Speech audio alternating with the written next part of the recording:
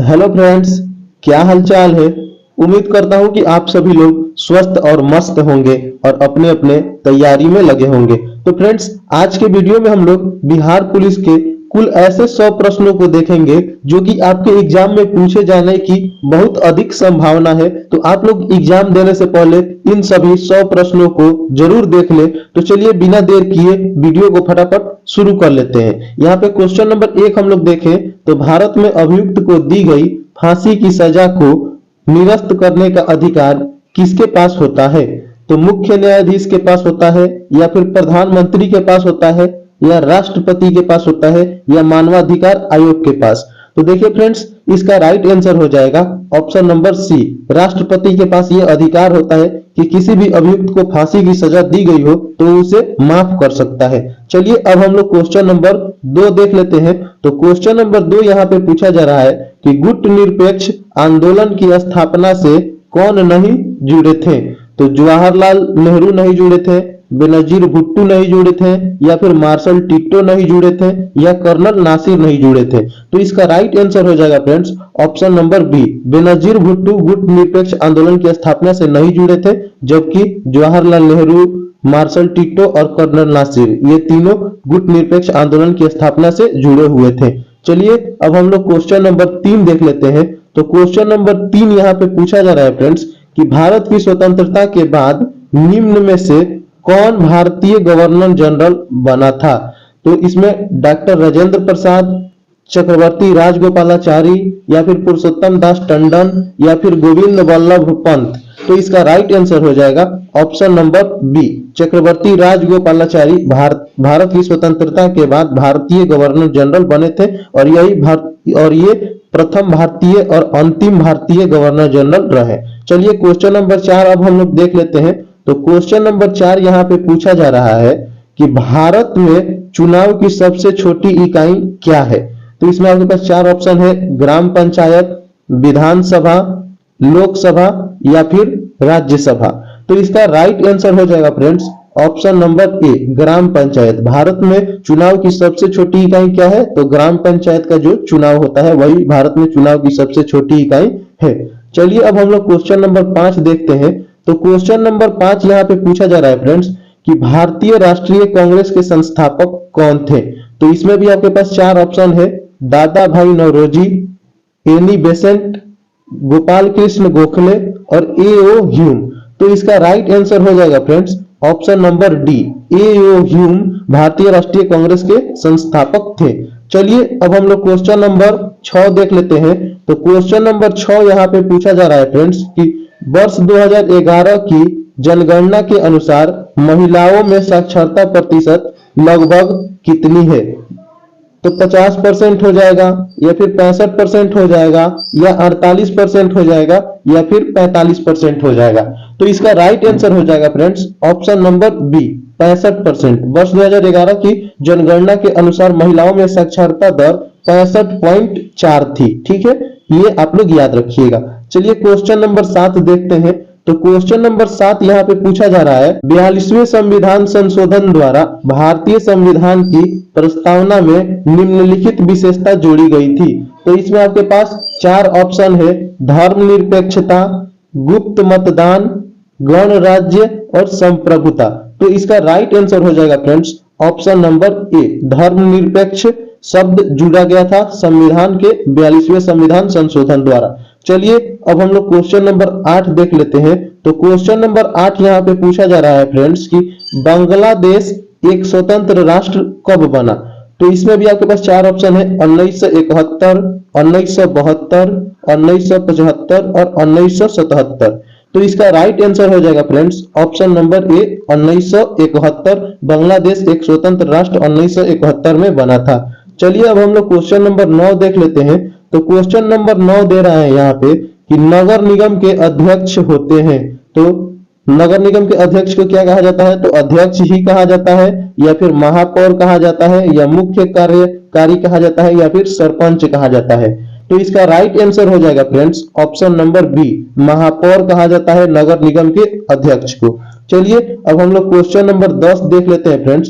तो question number 10 यहाँ पे पूछा जा रहा है, संविधान में कितने वर्ष तक के बच्चों के लिए निःशुल्क एवं अनिवार्य शिक्षा की व्यवस्था की गई है? तो इसमें आपके पास चार ऑप्शन है, 6 से 10 वर्ष, 8 से 12 वर्ष, 8 से 14 वर्ष या फिर 6 से 14 वर्ष। तो देखिए फ्रेंड्स, इसका राइट आंसर हो जाएगा ऑप्शन नंबर डी, 6 से 14 वर्ष तक के बच्चों के लिए निःशुल्क एवं अनिवार्य शिक्षा की व्यवस्था की गई है। चलिए अब हम लोग क्वेश्चन नंबर 11 देख लेते हैं। तो क्वेश्चन नंबर 11 यहाँ पे पूछा जा रहा है फ्रेंड्स कि वास्को डी गामा यात्री था, तो ये कहाँ का यात्री था? स्पेन का या फिर इंग्लैंड का या पुर्तगाल का या फिर अमेरिका का? तो इसका राइट आंसर हो जाएगा option number C, Vasco da Gama पुर्तगाल का नाविक और एक यात्री भी था जो भारत में आया था और मसाले की व्यापार किया था। ये आप लोग याद रखिएगा। चलिए अब हम लोग क्वेश्चन नंबर 12 देखते हैं। तो क्वेश्चन नंबर 12 यहाँ पे पूछा जा रहा है कि राजा राम मोहन राय ने किस सामाजिक बुराई को खत्म करने के लिए संघर्ष किया था? तो इसमें आपके पास चार ऑप्शन है फ्रेंड्स, पर्दा प्रथा, बहु विवाह प्रथा या फिर छुआछूत या फिर सती प्रथा। तो इसका राइट आंसर हो जाएगा फ्रेंड्स ऑप्शन नंबर डी, सती प्रथा को राजा राम मोहन राय ने समाज की बुराई को दूर करने का प्रयास किया था। चलिए अब हम लोग क्वेश्चन नंबर 13 देख लेते हैं। तो क्वेश्चन नंबर 13 यहाँ पे पूछा जा रहा है फ्रेंड्स कि मनुष्य द्वारा पहली बार नवपाषाण युग में पालतू बनाया जाने वाला पशु है, तो ये भेड़ था या फिर बैल था या फिर कुत्ता या बकरी? तो देखिए इसका राइट आंसर हो जाएगा ऑप्शन नंबर सी, कुत्ता हो जाएगा। नवपाषाण युग में मनुष्य ने पहली बार कुत्ता को पालतू बनाया था और नवपाषाण युग की कई कब्रों में जो कब्रिस्तान होती है वहां से मनुष्य के साथ साथ कुत्ते के दफन होने के साक्ष्य भी नवपाषाण युग से ही मिले हैं। तो चलिए अब हम लोग क्वेश्चन नंबर 14 देख लेते हैं। तो क्वेश्चन नंबर 14 यहाँ पे पूछा जा रहा है फ्रेंड्स कि मुगल काल का पतन शुरू हुआ तो मध्यकालीन समय से या फिर प्राचीन काल से या फिर आधुनिक काल से या फिर प्राग ऐतिहासिक काल से? तो इसका राइट आंसर हो जाएगा फ्रेंड्स ऑप्शन नंबर ए, मध्यकालीन समय से ही मुगल काल का पतन शुरू हो गया था। ठीक है, इसको अफगानों ने लूटना शुरू किया। सबसे पहले नादिर शाह के द्वारा इसको लूटा गया, मुगल काल के समय लूटपाट की गई और वहीं से इसकी पतन शुरू हो गई थी। चलिए अब हम लोग क्वेश्चन नंबर 15 देखते हैं। तो क्वेश्चन नंबर 15 यहाँ पे पूछ रहा है कि मगध राज्य की प्राचीनतम राजधानी थी। तो ऑप्शन नंबर ए है पटना, ऑप्शन बी है गया, ऑप्शन सी है वैशाली और ऑप्शन नंबर डी है राजगिरी। तो इसका राइट आंसर हो जाएगा friends option number D, Magadh राज्य की प्राचीनतम राजधानी राजगिरी है। चलिए अब हम लोग क्वेश्चन नंबर 16 देख लेते हैं फ्रेंड्स। तो क्वेश्चन नंबर 16 यहाँ पे पूछा जा रहा है कि सन 1857 की क्रांति की शुरुआत हुई, तो ये पटना से हुई या फिर बक्सर से हुई या फिर मेरठ से हुई या फिर झांसी से हुई? तो देखिए इसका राइट आंसर हो जाएगा ऑप्शन नंबर सी, सन 1857 की क्रांति की शुरुआत मेरठ से हुई थी। चलिए अब हम लोग क्वेश्चन नंबर 17 देख लेते हैं। तो क्वेश्चन नंबर 17 यहाँ पे पूछा जा रहा है फ्रेंड्स, जल प्रपात का निर्माण निम्नलिखित में से किस कारक द्वारा होता है? तो नदी द्वारा होता है या फिर पवन द्वारा होता है या फिर हिमानी द्वारा होता है या फिर लहरें द्वारा होता है? तो इसका राइट आंसर हो जाएगा फ्रेंड्स ऑप्शन नंबर ए, जल प्रपात का निर्माण नदी द्वारा होता है और जब नदी का पानी पहाड़ से ऊपर से नीचे की ओर गिरता है ना, तभी हिमानी का निर्माण होता है। ठीक है, ये सॉरी जल प्रपात का निर्माण होता है, इस बात को आप लोग याद रखिएगा। चलिए अब हम लोग क्वेश्चन नंबर 18 देख लेते हैं। तो क्वेश्चन नंबर 18 यहाँ पे पूछा जा रहा है कि निम्नलिखित में से कौन सा प्राकृतिक पर्यावरण का घटक नहीं है? तो प्राकृतिक पर्यावरण का घटक कौन नहीं है? तो हवा या फिर वन या फिर बांध या फिर जल? तो देखिए फ्रेंड्स, हवा, वन और जल तीनों प्राकृतिक पर्यावरण का घटक है, लेकिन जो ये बांध है ना, बांध प्राकृतिक पर्यावरण का घटक नहीं है। तो इसका राइट आंसर हो जाएगा ऑप्शन नंबर सी। चलिए अब हम लोग क्वेश्चन नंबर 19 देख लेते हैं। तो क्वेश्चन नंबर 19 यहाँ पे पूछा जा रहा है कि विश्व पर्यावरण दिवस मनाया जाता है, तो ये कब मनाया जाता है फ्रेंड्स? 5 अक्टूबर को, 5 जुलाई को, 5 जून को या फिर 5 अगस्त को? तो इसका राइट आंसर हो जाएगा फ्रेंड्स ऑप्शन नंबर सी, 5 जून को विश्व पर्यावरण दिवस मनाया जाता है। चलिए अब हम लोग क्वेश्चन नंबर 20 को देख लेते हैं। तो क्वेश्चन नंबर 20 यहाँ पे पूछा जा रहा है फ्रेंड्स कि भारत के पश्चिमी तट पर स्थित राज्य जिसकी तट रेखा सबसे लंबी है वह कौन सा राज्य है? तो कर्नाटक या फिर केरल या फिर महाराष्ट्र या गुजरात? तो देखिए इसका राइट आंसर हो जाएगा friends option number D, Gujarat. चलिए अब हम लोग क्वेश्चन नंबर 21 देख लेते हैं। तो क्वेश्चन नंबर 21 यहाँ पे पूछा जा रहा है फ्रेंड्स कि ज्वालामुखी के मुख को कहते हैं तो केंद्र कहते हैं, या फिर शंकु ज्वालामुखी कहते हैं, या फिर पर्वत कहते हैं, या क्रेटर कहते हैं। तो ज्वालामुखी के मुख को फ्रेंड्स क्रेटर कहा जाता है। इसका राइट आंसर हो जाएगा ऑप्शन नंबर डी। चलिए अब हम लोग 22 नंबर क्वेश्चन देख लेते हैं फ्रेंड्स। तो 22 नंबर क्वेश्चन यहाँ पे पूछा जा रहा है, वह बिंदु जहां भूकंप की उत्पत्ति होती है कहलाता है तो अधिकेंद्र, भूकंप केंद्र, या फिर भ्रंश रेखा, या लवण अक्ष। तो इसका राइट आंसर हो जाएगा फ्रेंड्स ऑप्शन नंबर बी, भूकंप केंद्र कहते हैं जहां से भूकंप की उत्पत्ति होती है। अब हम लोग क्वेश्चन नंबर 23 देखेंगे फ्रेंड्स। तो क्वेश्चन नंबर 23 यहाँ पे पूछा जा रहा है कि भूकंप से संबंधित अध्ययन कहलाता है तो भूगर्भ विज्ञान, सिस्मोग्राम, सिस्मोलॉजी, या फिर सुनामी। तो इसका राइट आंसर हो जाएगा friends option number C, seismology कहलाता है। भूकंप के अध्ययन को सिस्मोलॉजी कहा जाता है। अब चलिए हम लोग क्वेश्चन नंबर 24 देख लेते हैं। तो क्वेश्चन नंबर 24 यहाँ पे पूछा जा रहा है फ्रेंड्स कि अंतरिक्ष में जाने वाली पहली भारतीय महिला कौन थी। तो इसमें आपके पास चार ऑप्शन है, कल्पना चावला, इंदिरा गांधी, मार्केट अलवर, सुनीता विलियम्स। तो इसका राइट आंसर हो जाएगा friends option number A, Kalpana Chawla. चलिए अब हम लोग क्वेश्चन नंबर 25 देख लेते हैं। तो क्वेश्चन नंबर 25 यहाँ पे पूछा जा रहा है फ्रेंड्स कि विश्व व्यापार संगठन का मुख्यालय कहाँ स्थित है। तो जिनेवा में स्थित है, या फिर पेरिस में स्थित है, या वाशिंगटन में स्थित है, या न्यूयॉर्क में स्थित है। तो देखिए फ्रेंड्स इसका राइट आंसर हो जाएगा ऑप्शन नंबर ए, जिनेवा में स्थित है। आप लोग ये क्वेश्चन याद रखिएगा, 25 का ए हो जाएगा। चलिए अब हम लोग क्वेश्चन नंबर 26 देख लेते हैं। तो क्वेश्चन नंबर 26 यहाँ पे पूछा जा रहा है फ्रेंड्स कि द्वितीय महायुद्ध के अंतिम चरण में परमाणु बम विस्फोट से कौन सा शहर सबसे ज्यादा प्रभावित हुआ था। तो योकोहामा, हिरोशिमा, हांगकांग, या फिर शंघाई। तो इसका राइट आंसर हो जाएगा friends option number B, Hiroshima पर और नागासाकी पर बम गिराया गया था, लेकिन अंतिम चरण में हिरोशिमा पर ही बम गिराया गया, जिसके कारण वहां के लोग अभी भी विकलांग ही पैदा होते हैं। इस बात को आप लोग ध्यान रखिएगा, जो वहां पे बम गिराया गया था उसके रेडिएशन के कारण यहाँ पर अभी भी लोग विकलांग ही पैदा होते हैं। इस बात को आप लोग ध्यान में जरूर रखिएगा। तो चलिए क्वेश्चन नंबर 27 अब हम लोग देख लेते हैं।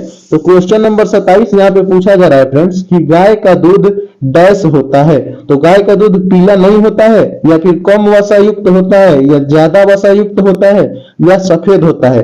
तो देखिए फ्रेंड्स इसका राइट आंसर हो जाएगा ऑप्शन नंबर बी, गाय का दूध कम वसायुक्त होता है, यानी कि उसमें फैट की कमी होती है गाय के दूध में। चलिए अब हम लोग क्वेश्चन नंबर 28 देख लेते हैं। तो क्वेश्चन नंबर 28 यहाँ पे पूछा जा रहा है फ्रेंड्स कि किस पदार्थ के परिवहन के लिए पौधों को ऊर्जा चाहिए।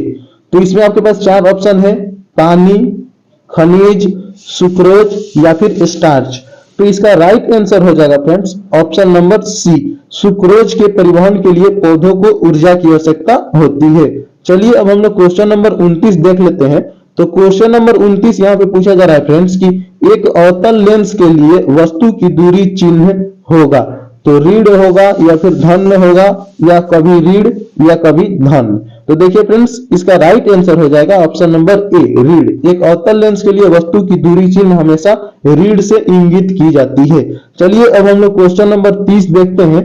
तो क्वेश्चन नंबर 30 यहाँ पे पूछा जा रहा है फ्रेंड्स कि एक व्यक्ति विभिन्न रंगों में अंतर नहीं कर पाता है, इस व्यक्ति में निम्नलिखित भाग की समस्या है।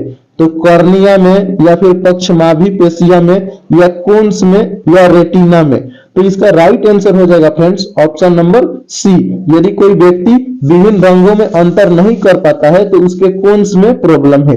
चलिए अब हम लोग क्वेश्चन नंबर 31 देख लेते हैं फ्रेंड्स। तो क्वेश्चन नंबर 31 यहाँ पे पूछा जा रहा है कि निम्नलिखित में से कौन सा तारामंडल अप्रैल महीने में आकाश के उत्तरी भाग में दिखाई देती है। तो इसमें आपके पास चार ऑप्शन है, आर्यन, लघु सप्तर्षि, या फिर बृहद सप्तर्षि, या स्कॉर्पियो। तो देखिए फ्रेंड्स इसका राइट आंसर हो जाएगा ऑप्शन नंबर सी, बृहत सप्तर्षि।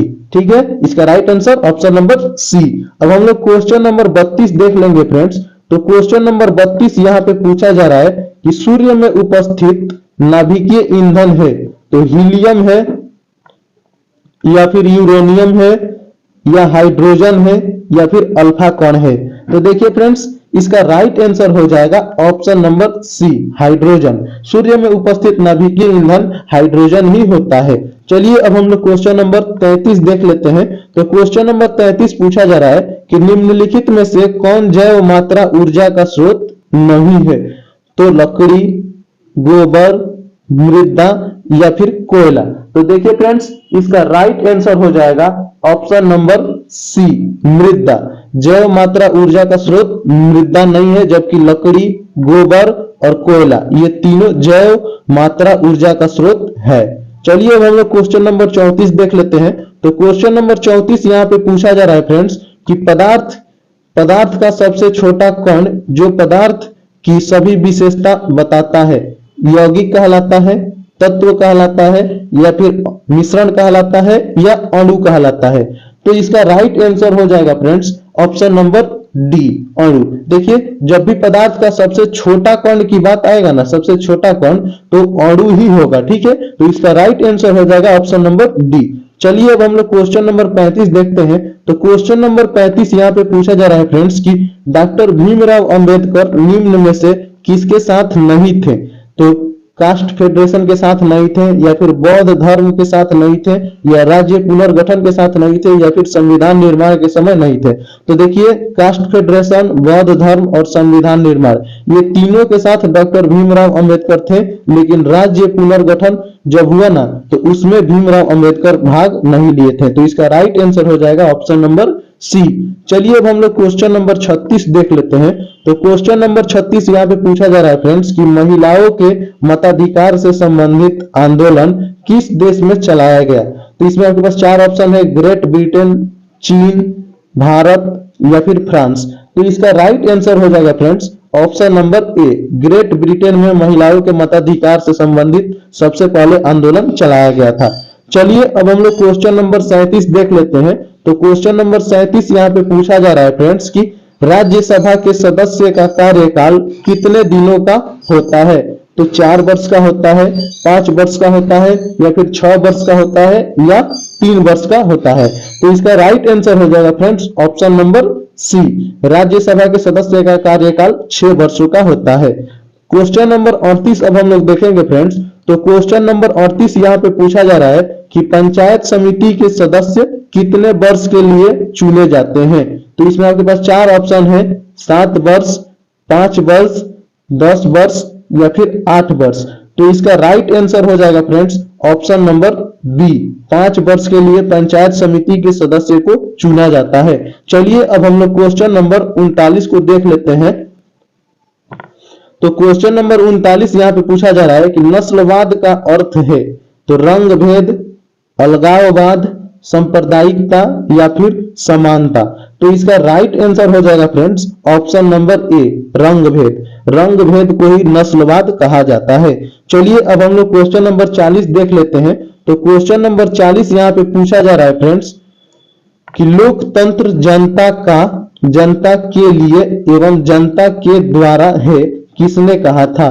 तो थॉमस जेफरसन ने कहा था या फिर रविंद्रनाथ टैगोर ने कहा था या फिर महात्मा गांधी ने कहा था या अब्राहम लिंकन ने कहा था।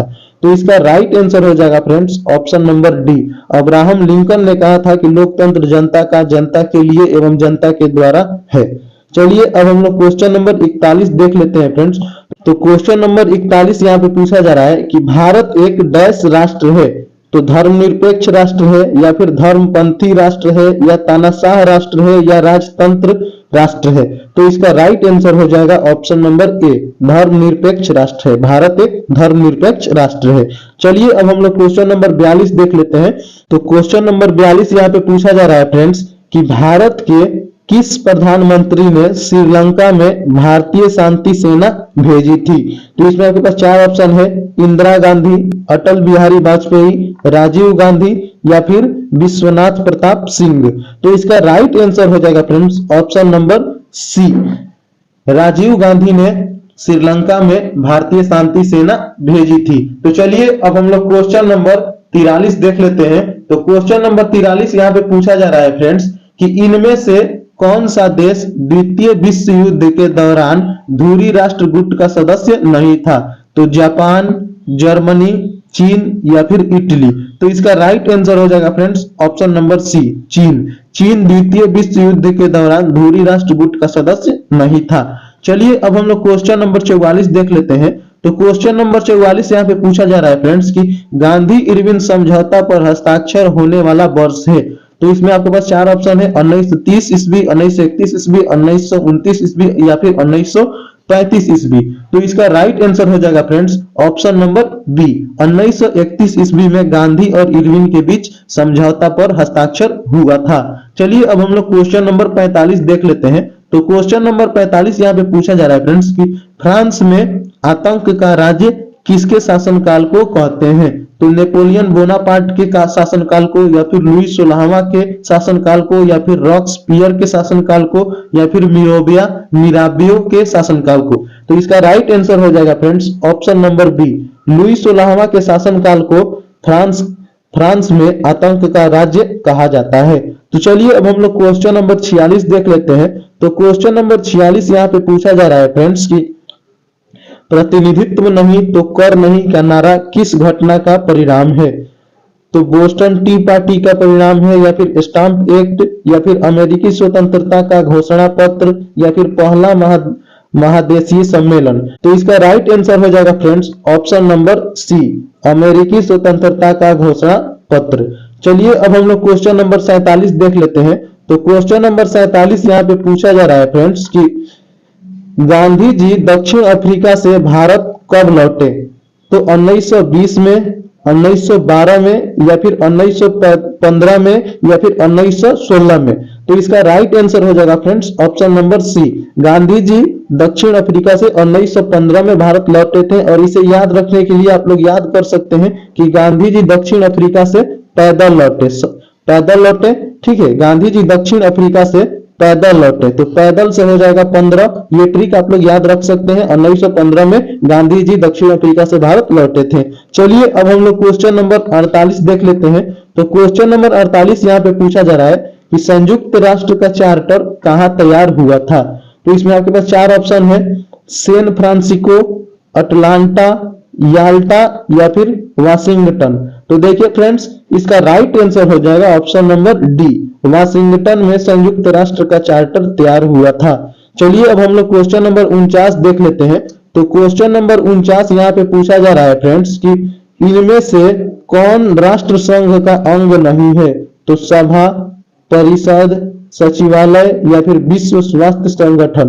तो देखिए फ्रेंड्स इसमें सभा, परिषद और सचिवालय तीनों राष्ट्र संघ का अंग है, लेकिन विश्व स्वास्थ्य संघ या फिर संगठन ये राष्ट्र संघ का अंग नहीं है। तो इसका राइट आंसर हो जाएगा ऑप्शन नंबर डी। तो अभी तक हम लोगों ने 49 क्वेश्चन देख लिया है। अब क्वेश्चन नंबर 50 को हम लोग देखेंगे फ्रेंड्स। तो क्वेश्चन नंबर 50 यहाँ पे पूछा जा रहा है कि बिहार का शोक किस नदी को कहते हैं? तो गंगा नदी को, बागमती नदी को, कोसी नदी को या फिर महानंदा को। तो इसका राइट आंसर हो जाएगा friends option number C, Kosi नदी को बिहार का शोक कहते हैं। और फ्रेंड्स देखिए आज के सेशन में हम लोग कुल 50 प्रश्नों को देखे हैं और पार्ट 2 में 50 क्वेश्चन देखेंगे। तो आप लोग चैनल को सब्सक्राइब नहीं किए हैं तो प्लीज चैनल को सब्सक्राइब कर दीजिए और वीडियो को लाइक भी कीजिए और साथ ही साथ अपने दोस्तों में शेयर भी कीजिए फ्रेंड्स, क्योंकि मैं जो ये मेहनत कर रहा हूँ आपका लाइक, कमेंट और शेयर ही मुझे मेहनत का फल मिलेगा फ्रेंड्स। तो आप लोग जरूर चैनल को सब्सक्राइब कर लीजिएगा और वीडियो को लाइक भी कीजिएगा। तो thanks for watch my video. मिलते हैं फिर एक नए वीडियो में। जय हिंद, जय भारत।